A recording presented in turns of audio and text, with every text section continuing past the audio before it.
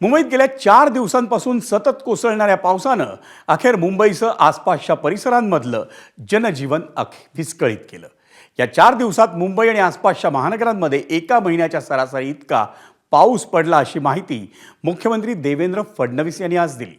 मुंबईत साधारण जून महिन्याच्या पहिल्या आठवड्यात मान्सून दाखल होत असतो, पण यंदा जून महिना कोरडा ठाक गेला।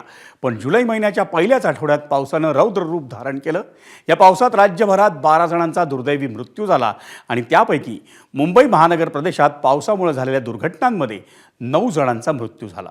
मानखुर्दमध्ये एका चाळीची भिंत कोसळून झालेल्या दुर्घटनेत 6 जणांचा, पनवेलमध्ये 2घांचा बुडून तर मुंबई उपनगरात झाड कोसळून एकाचा मृत्यू झाला। मुंबईसह ठाणे, पालघर, वसई विरार, नालासोपारा, भिवंडी आणि कल्याण डोंबिवली या महानगरांमध्ये अनेक ठिकाणी पाणी साचलं होतं आणि त्यामुळं या महानगरांमधल्या नागरिकांना मोठ्या अडचणीचा सामना करावा लागला। दरम्यान येत्या 2 दिवसांमध्येही अतिवृष्टीचा असलेला इशारा लक्षात घेऊन स्थानिक प्रशासनाला आवश्यक त्या सूचना या देण्यात आलेल्या आहेत। आपत्कालीन यंत्रणा सज्ज ठेवण्यात आली असून परिस्थितीवर सातत्यानं लक्ष ठेवण्यात येतंय।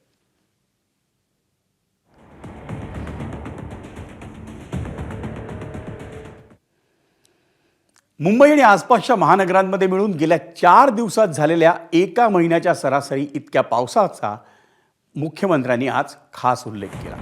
राज्य आपत्ती नियंत्रण कक्षामध्ये आयोजित बैठकीला उपस्थित राहून मुख्यमंत्र्यांनी मुसळधार पावसामुळे निर्माण झालेल्या परिस्थितीचा सविस्तर आढावा घेतला।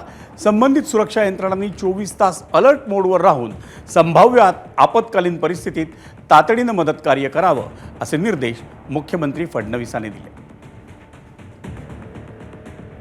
जनतेलाही विनंती आहे की विशेषतः झाडं वगैरे, कारण ज्यावेळेस 70च्या स्पीडने वेगाने त्या ठिकाणी वारा वाहील त्यावेळी वेगवेगळ्या संभावना आज ज्या आपण अपेक्षित केल्या नाहीत त्या देखील होण्याची शक्यता आहे। त्यामुळे त्याची काळजी घेणं हे अत्यंत महत्त्वाचं आहे। खरं म्हणजे जो काही महिन्याभराचा ॲव्हरेज असतं त्या ॲव्हरेज एवढा पाऊस केवळ 4 दिवसात मुंबईमध्ये पडलेला आहे। त्यामुळे मोठ्या प्रमाणात आपल्याला ही हानी जी आहे ती हानी होताना या ठिकाणी दिसते आहे।